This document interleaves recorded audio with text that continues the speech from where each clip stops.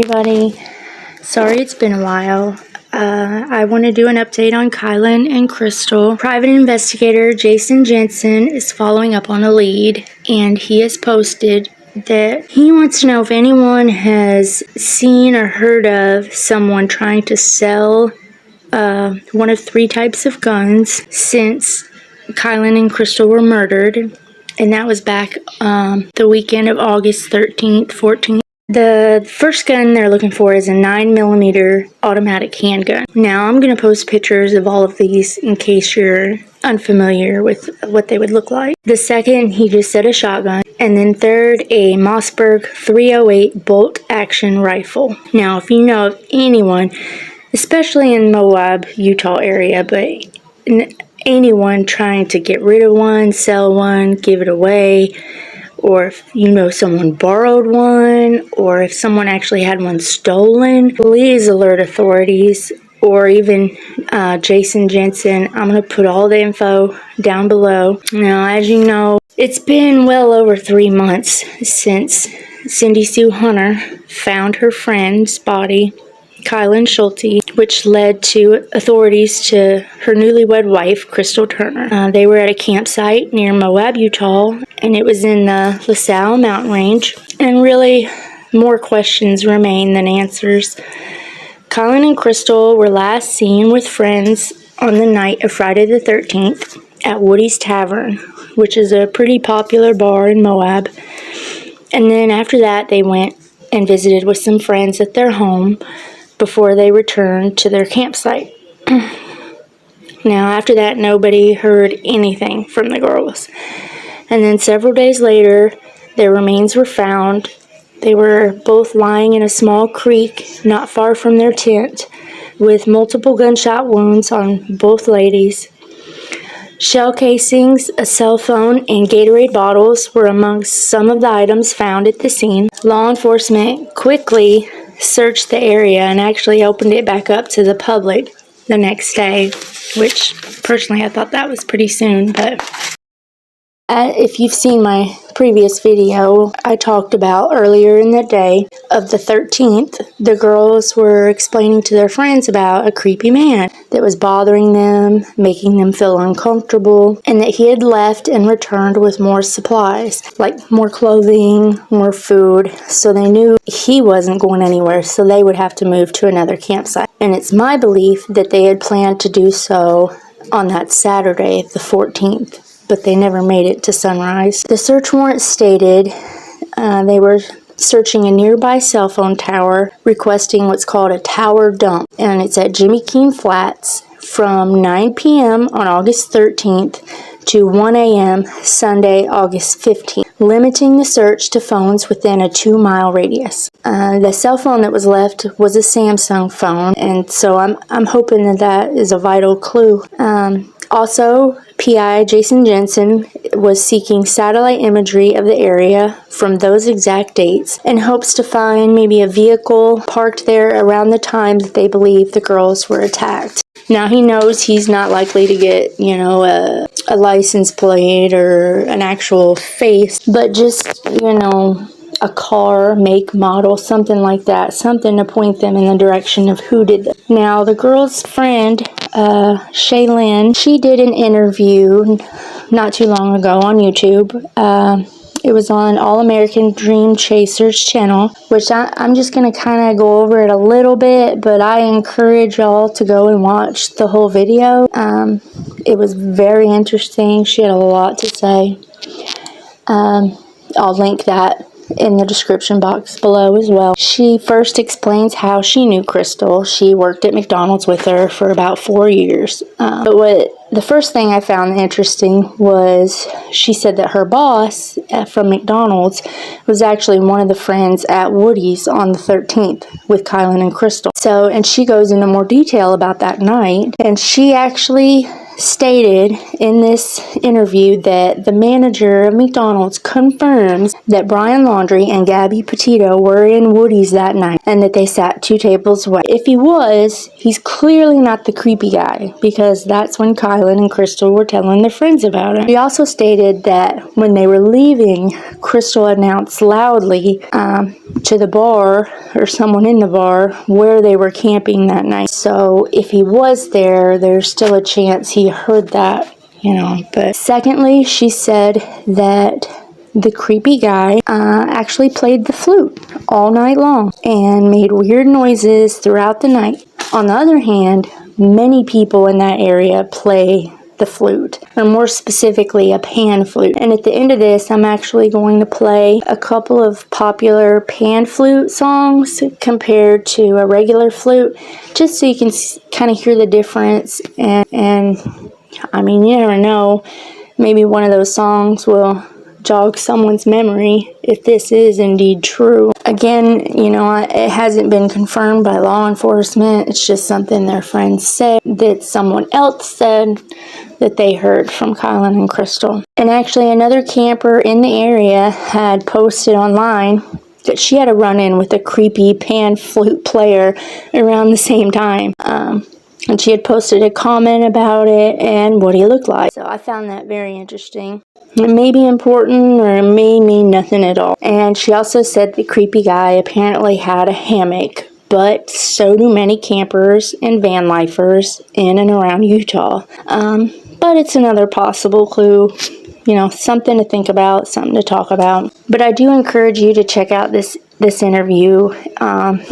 I found it very interesting. It was about an hour and a half. And she also kind of explains what kind of people Kylen and Crystal were, and I feel that that's important too, And something else that I found interesting and kind of a little humorous was this creator has actually been calling out the killer or killers on his platform, inviting him or her to call in and talk about why they murdered Kylen and Crystal. I mean, it's kind of crazy when you think about it, but hey, if the killer does really call in, maybe that could be, what solves this puzzle. Personally, I have no idea who could have done this. Could it be a transient, a local, a native to the area, a stranger, a friend to Kylen and Crystal?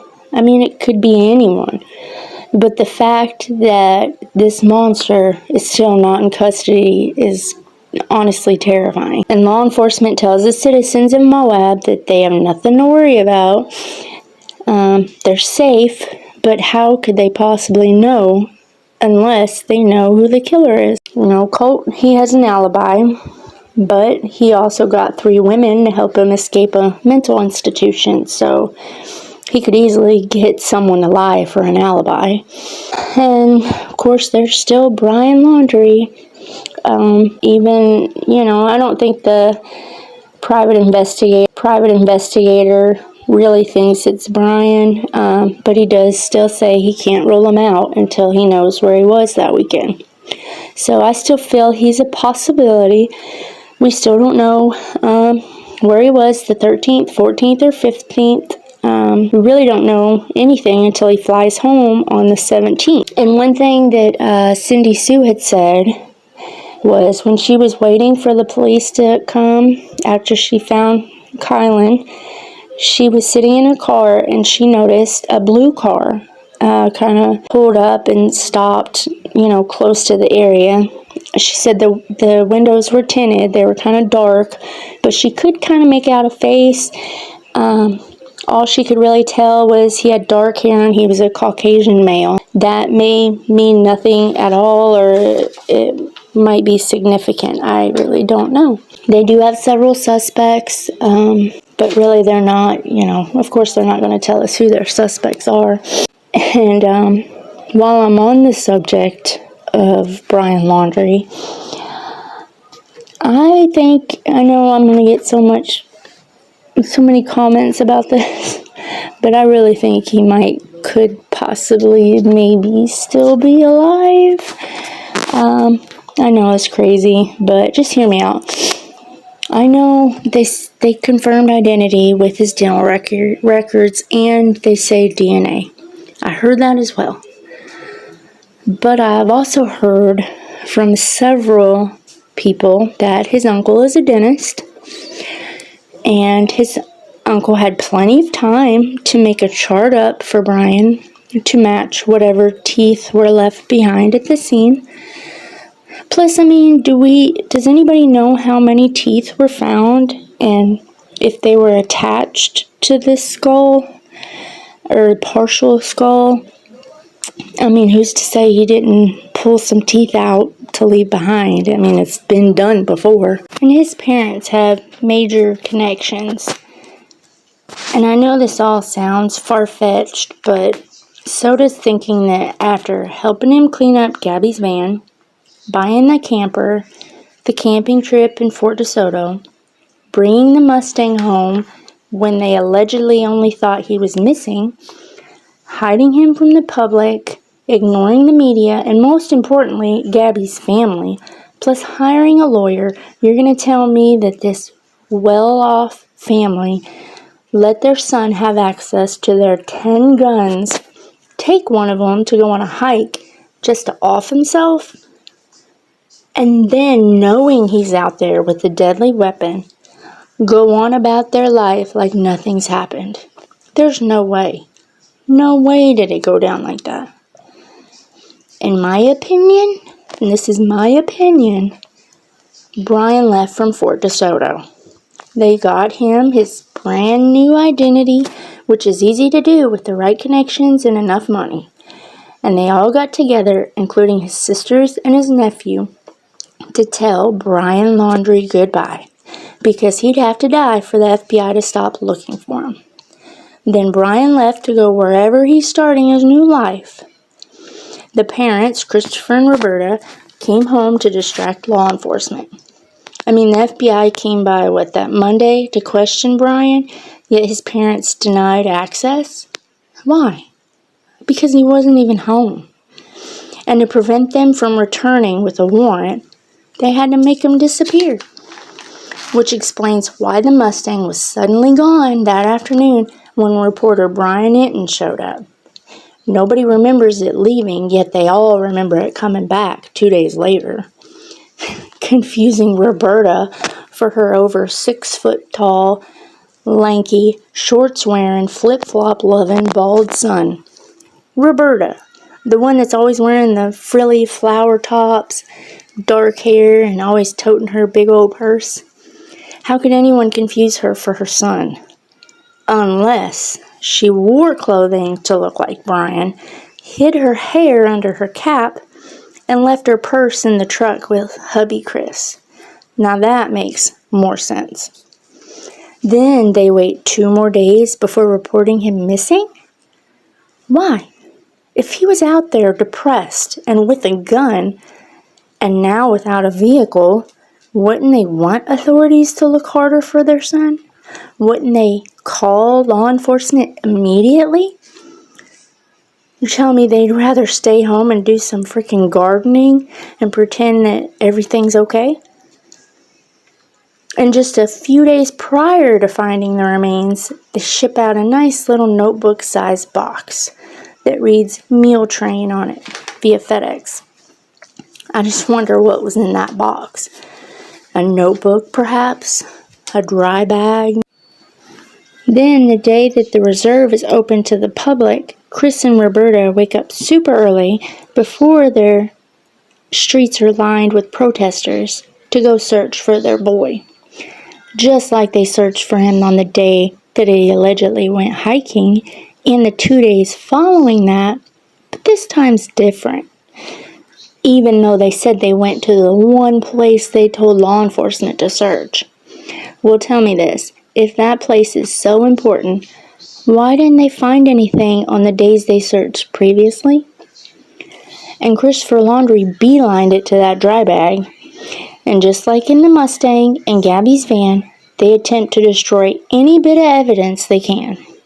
They rummage through the bag, touching it inside and out, carry it around until they find the authorities, and they're smarter than that.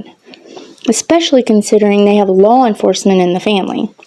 Brian's first cousin, which would be Chris and Roberta's nephew, is Joseph Laundrie, and he is a police officer in Nassau County. I found him on Facebook.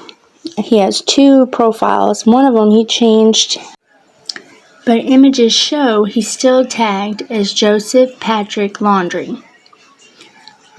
So I found that very interesting. Something else that I found out, they have a at-home business. It's a juicery service.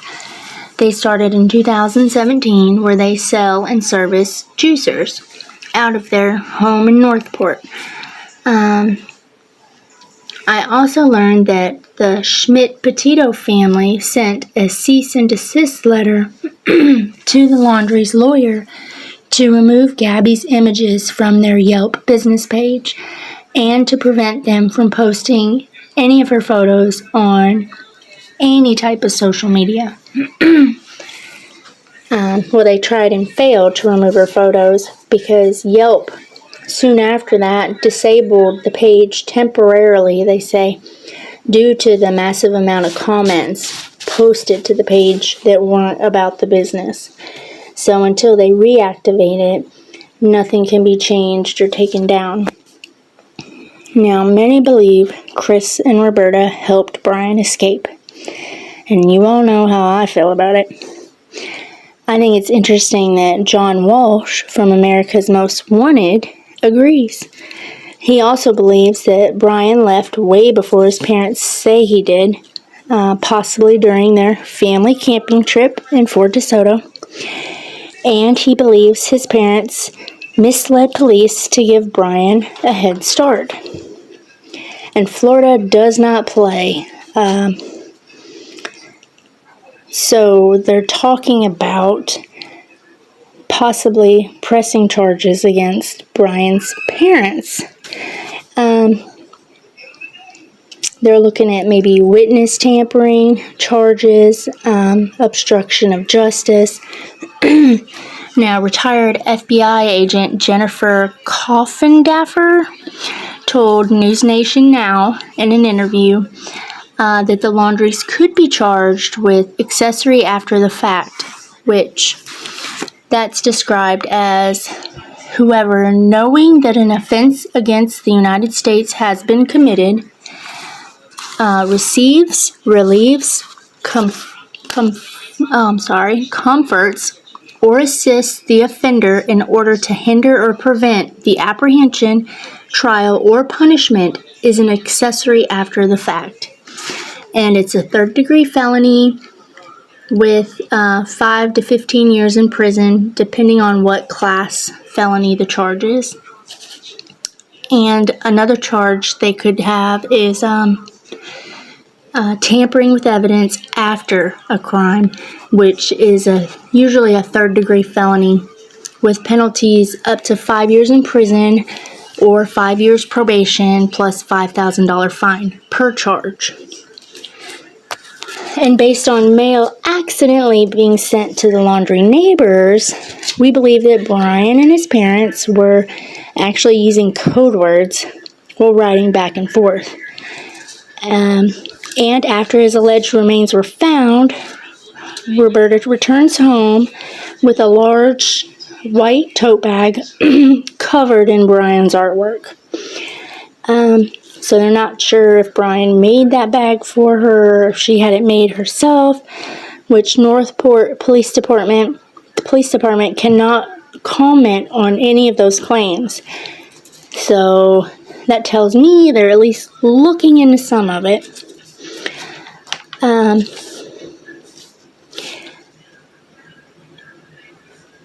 also, I just want to bring up, why would his parents not want to have a funeral? I mean, they said they wanted to cremate him, or whatever remains were left, and have no funeral. It's so we can never go back and retest anything. And many are saying, actually online, I've seen a few people say that they can never try Brian for Gabby's death if he were to pop up and still be alive, that he's a free man, blah, blah, blah.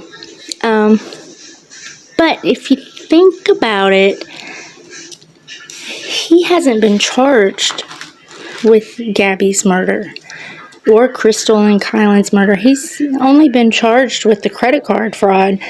So technically, if he were to be found alive, they could indeed still press charges against him. I mean, if they found evidence pointing to him as the killer, I think people are forgetting that he hasn't been charged in anyone's death. And double jeopardy only means you cannot try someone twice for the same crime. So if he is alive somewhere, he's going to have to hide from his life here forever. But his parents could quite possibly be the ones to lead others to Brian. I can't see Mama Roberta staying away from her baby boy long. Just wait. 6 months from now, a year, I'll bet you anything, Chris and Roberta go on a nice long vacation. Possibly overseas. Italy maybe, Hawaii, maybe Mexico. I noticed he did some reviews online of businesses, and he actually did one on a place in Mexico. I can't remember, but I'll find it and I'll post it, talking about how he was born in Mexico and that's where he's most comfortable. Hello. I can see him being in Mexico. I think it would be stupid because he'd stick out like a sore thumb, unless he's all set up in a nice area there. But anyways, I feel like they'll go on this trip just to get away from the craziness, and we'll all wonder, what if? One last thing I want to add. I want to address an issue that Gabby's family is fighting. Joseph Petito is calling on all states to mandate reporting of all missing person cases to a national database. Specifically, there's one called the National Missing and Unidentified Persons System, which short it's NamUs. And actually, if you want to go on to it, you go to namus.gov, and I'll put that below. It's a federally funded resource center to help law enforcement track cases. So far, only 10 states have passed legislation requiring law enforcement to report missing person cases. Petito is asking for law enforcement to report to NamUs or create another site for all states to report missing person cases. And he's doing this through the Gabby Petito Foundation. And actually, they are assisting other families reunite with their missing children and loved ones, which I think that's just amazing. According to NamUs, over 600,000 people go missing a year. 4,400 unidentified bodies are recovered every year. 1,000 of which remain unidentified after the first year. And I also looked up the 10 states that already mandate reporting, so I thought I would let y'all know. In case you are in a state that doesn't, you can always write to your, I know they always say it, write to your congressman, but it does help sometimes. They want to do what their voters want them to do. So if enough people write to them, I think it will make a difference. But the 10 states are Washington, New Mexico, Oklahoma, Illinois, Michigan, Arkansas, Tennessee, North Carolina, West Virginia, and New York. And Connecticut has a protocol to do it. It's part of the protocol, but it's not legislation. It's not law, but they do report. And in Texas, it's pending legislation. So they're on the fence. I think they're about to vote that in. And I think that really is needed. There's a lot of things that we need to change with the laws today with missing children, missing people, runaways. I think the runaways need a system all their own, or runaways and people that go missing, like, personally, I think Michael Vaughn should have an Amber Alert, because clearly he's been abducted. I mean, children don't just disappear. But for people where they don't know what happened, it doesn't point to an abduction, but it doesn't point to foul play. They need to alert more people, because a child can be taken across state lines so quickly. And it's scary to think that if your child goes missing, they're not going to send out an alert all over. If it were mine, I would want everyone to know my child is missing and what they look like, and just so they would keep an eye out. I guess that's all I have to say for tonight. I know I said some crazy stuff about Brian, and I will ask that you keep Kylen and Crystal's families in your prayers, Gabby's family in your prayers, Michael Vaughn's family in your prayers. That little boy has, like a lot of people feel attached to Summer Wells, which I do too. But something about Michael Vaughn has hit me hard, and I just feel compelled to try to help however I can.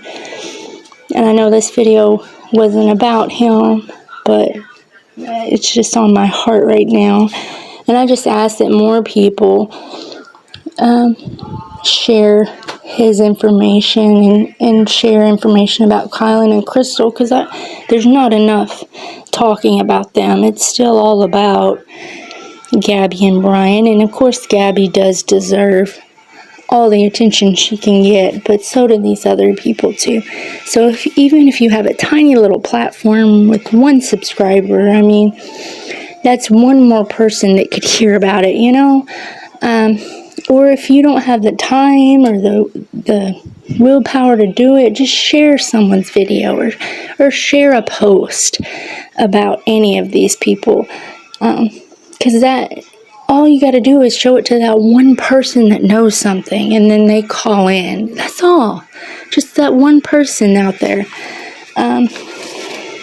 But anyways, I want to thank you all for stopping by to see what I have to say. I'll try to keep updated on things. Some of you know I have 2 little toddlers, so they make my life very busy and hectic. But I do enjoy doing this very much. And if you have any information or any tips for me, or just want to say hi, I really appreciate the comments. And I hope y'all have a good night. I'm actually working on a couple more stories, so hopefully I can get those out soon. But good night, God bless, and take care.